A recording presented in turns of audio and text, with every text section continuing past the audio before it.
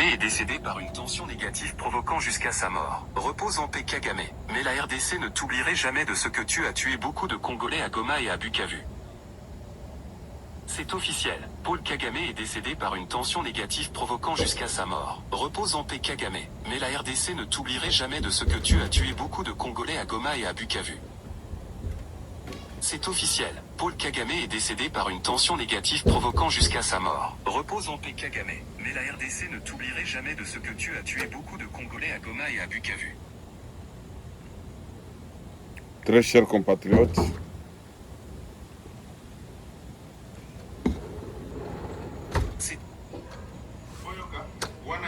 makambo eza ebele bolanda.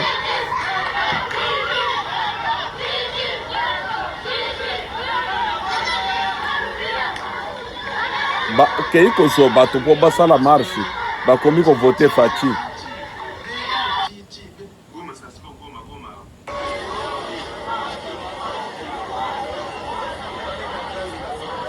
Faci. Mardi le 28. Mardi le 28. Ba criminel SM23 va organiser marche ya kuna Bukavu ya Bukavu na yoiko. Mais population inagitonnée, population ni pesi lobi Faci beto egangi Faci beto un peu partout. Malgré que marche za boye 28. Ba eza pasi moto oyo nzambe aponi mpona moto mosusu aya kolongola ye na ide na ye eza difficile. Bandeko nzambe akotika biso te, nzambe azosonga biso tozaka mboka na biso toza na kati ya kotinda kaka bamilitaire na biso mpo bakenda kobunda. Mais nzambe aza molongi ya kolongela biso bitumba wana eza facilité. Ça c'est unité spéciale. Unité spéciale ezokende lelo bazokende sur le terrain. Unité spéciale toza na bato bakongolais bazoforme jour et nuit, bango wana baza 10 000 bazokende.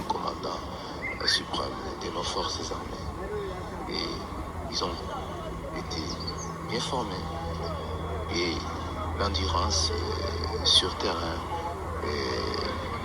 au combat et puis tout ce qui va avec. Donc les unités de FARDC sont gaillardies une fois de plus. Nous n'avons qu'à les soutenir par leur façon de prester. Bandeko makambo ezali ebele lelo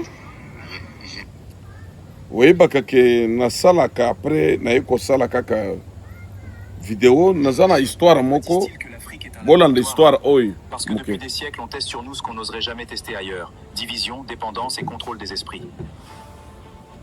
Pourquoi entre nous on se méfie autant? Parce qu'on nous a appris à voir d'abord l'ethnie avant de voir l'Africain. C'est la première arme qu'ils ont utilisée contre nous. On consomme ce qu'on ne produit même pas. Pourquoi? Parce qu'on nous a formatés pour être des consommateurs, pas des producteurs. On achète même ce qui nous empoisonne lentement. On a l'or, le cacao, le pétrole. Pourquoi on reste pauvre? Parce qu'on vend brut et on rachète fini. La richesse ne naît pas dans la terre, elle naît quand on transforme. On nous apprend quoi à l'école depuis toujours? À admirer les autres, à douter de nous, à attendre qu'un sauveur vienne nous sauver. Jamais à nous faire confiance. La religion nous aide ou nous divise? Elle devrait nous unir, mais on l'utilise pour nous opposer. On prie plus qu'on ne produit, et pendant ce temps, d'autres construisent. J'ai travaillé toute ma vie, et je n'ai presque rien. Papa, je ne veux pas vivre comme toi. Alors ne répète pas mes erreurs, arrête d'attendre, commence à créer. Un vrai dirigeant ne reste pas dans un bureau climatisé. Il va sur le terrain, il écoute, il voit, il sent la douleur de son peuple. Comment un désert est-il devenu une ville moderne en 30 ans? Parce qu'ils ont décidé de transformer leur pétrole en ville, en université, en entreprise, pas en compte en Suisse. On continue à envoyer nos richesses dehors ou on commence à tout transformer ici? Le choix est entre nos mains. Personne ne le fera à notre place. Très chers compatriotes, makambo nde tozolobela tout le temps, tozoloba et jour et nuit. Il est temps parce que tozana eloko tozosala na Afrique te. Même bilango soko bandi yango ifale baya kochelo kisi na kati ya bilango. Toko evolue ndenge tokotika na ba esclave ba bindele jusqu'à quand? Ba petit pays ils ont évolué. Hein. S'il vous plaît, na beta qui tourne à Burkina Faso, eza petit pays mais na munike non bazali envoi. Bozoti ke la mokonzi ya mboka nyonso ye moko. Na conseil des ministres wana bapesa kabino conseil. Balakisa kabino ba mboka développé par rapport ya makambo nini. Boyoka te. Ezali pasi makasi. Toutefois, conseil des ministres, botala muntu lokola Kasonga Kabwika, image oyo, façon bato bazo vivre na koma kilelo.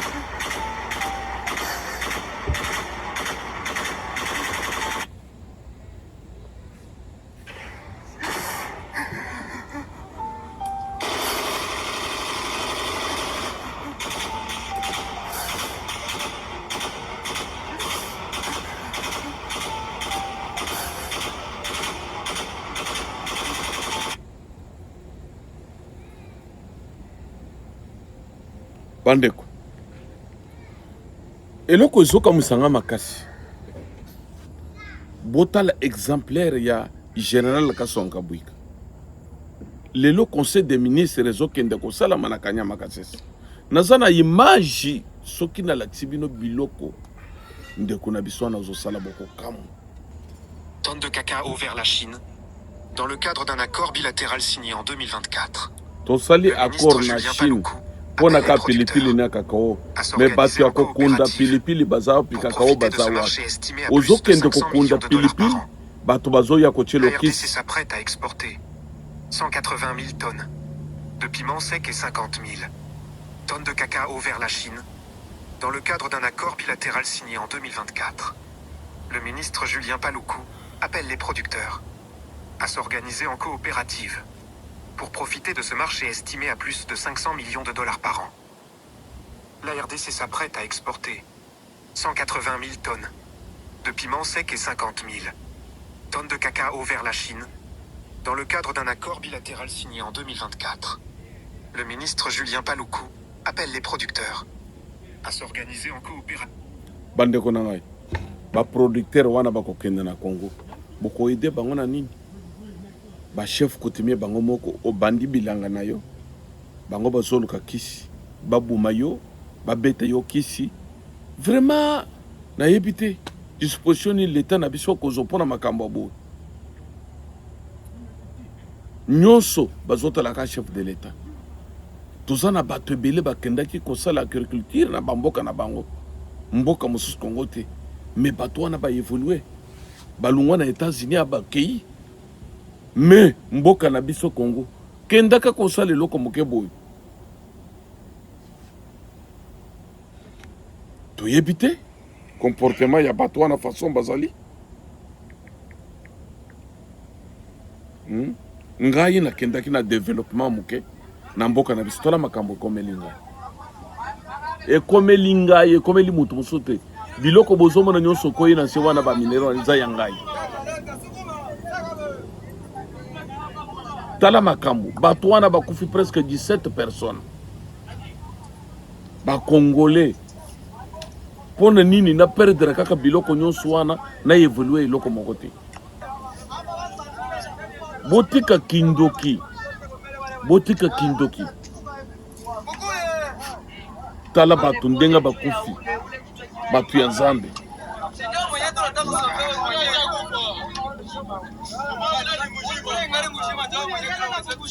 après bakasaye ebele bazolongwa na Kasai bazokende Katanga pona nzala me tozosala biloko pona tobongisa mboka na biso na moke toza nango bandoki bazolala te tala ndenga bato bakufi na camion wana na moke naza nango nasala boye na yede bandeko na ngai me botala kindoki na camion na nyonso elingi okota na luboko mais ça fait une année oyo bazo exploiter biloko wana bazo matière wana te combien j'ai dépensé plus de 100 000 $. aide moko ya muntu te apesinga $10.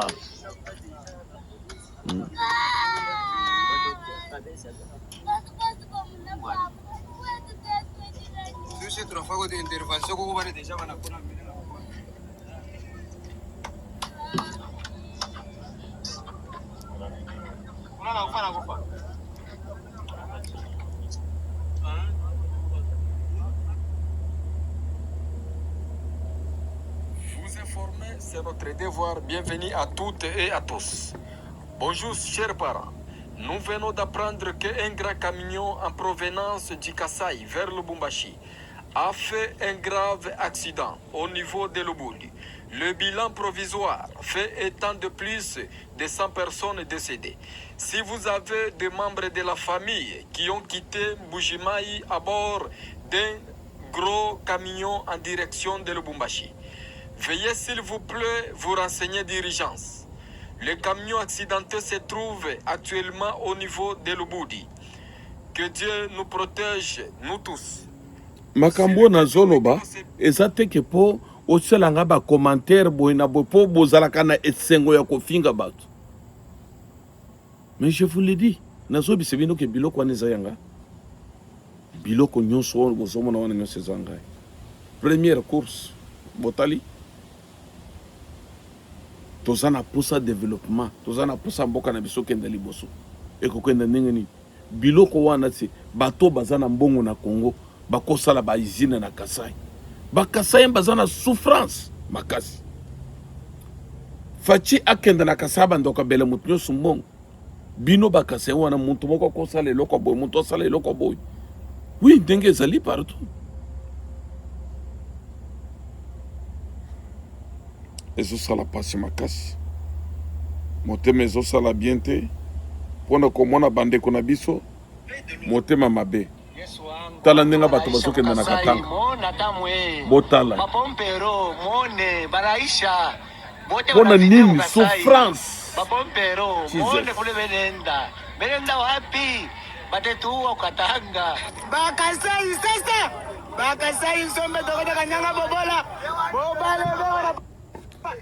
Bato bazo yoka. Bato bazoka sawili bazoka makambo bazolo bakuna. Kasai wa balengela bakushita jibini. Mobuvu bana monu patoko mujama mujisaka. Ufika ko kisasa kwa kabamani muluba. Mulu atalen kulu ni panshi. Lelo bashala bu mujitunyama. Ngani wetu watu akwile toto bena Kasai. Ngani watu akwile. Bana beto baje mubukalenga. Baje bina mina fanshi. Biban franga ya jitung. Kaba yimo kokesha kwa tuke mwakutai. Bazo sumba ba parcelle kuna me batonga katana. Dakuti. Bazana ba immeuble na Kishasa 28, 32. Un jour boko kufu. Bible zolo bake tout est vanité. Et lo komoko ezotika la liberté. Biso tonjima kite un jour bana mobutu bako souffrir. Tomona ki bazo samba na Kishasa wana bazo ele bapanga. Mobutu, président de la continent, c'est school. Et le Kuni Nazana Ngolelo, où Bana Nebazo versé, qui est ancien président de la République, Biloko Nyonsia Mabe. Et c'est la canatracité. Yo Boumaki Bato, Salima Kambo, Songolo Ponambong, Zombong Wana, c'est Pele na bande kunayo. Oh, je suis frère, quand je suis. Oh, mon frère. Je ne sais pas langue française et y a qui n'a volé un zèle moko.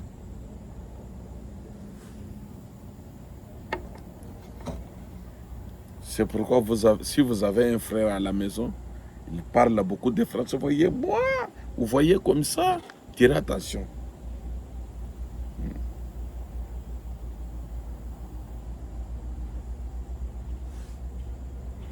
Bota la monto a dit à Mignon. Les gens présents au Gandette. Akufi liwa mabe. Yo.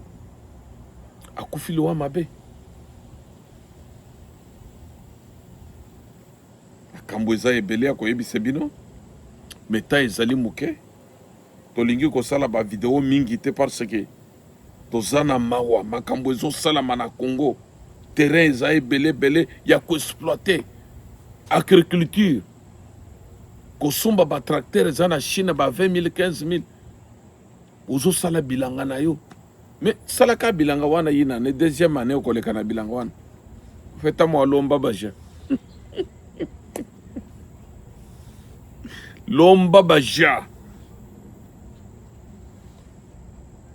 Merci très chers compatriotes. Merci bande konanga nyoso bozola na ngai. Naza na pusa kosala ba vidéo ebele lelo te. Mais eloko nazola kisabino ke boyoka conseil bandeko. Place bozali tozo sepela na ba commentaire bien ko partager ba idée et ça te que injure public parce que nazolo ba Kakame c'est tuer. Kakame a mérité liwa. Kakame abumi makasi ba réfugié na biso baza mondo mobimba.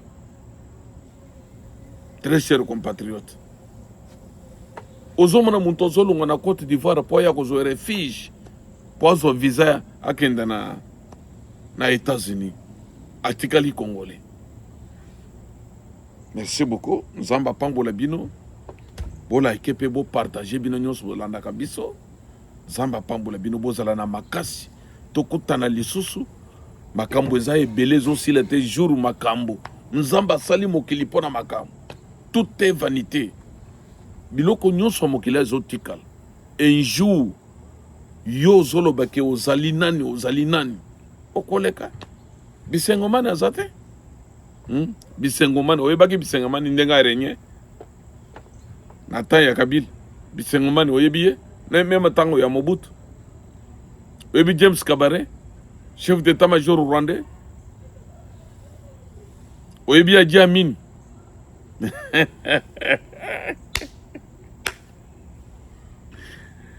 Alléluia. Hein? Et c'est très difficile. Au monaki président burundais, au Yakoufi. La bossane de Komonaye, c'est school, azalité. Tout est vanité. Papa na biso bazalaki bazate. Yope kozalate un jour. Kakame, azo faire souffrir Congo boy. Ba opposant congolais Kabila apesi bango azone apesi bango 64 bosala po tozo muntu wana muntu nini bokozo. Est-ce que 64 za na population combien na Kinshasa même ba sango même ba nani bokenda nzela yango wana bosala marche tout bois samba pambole.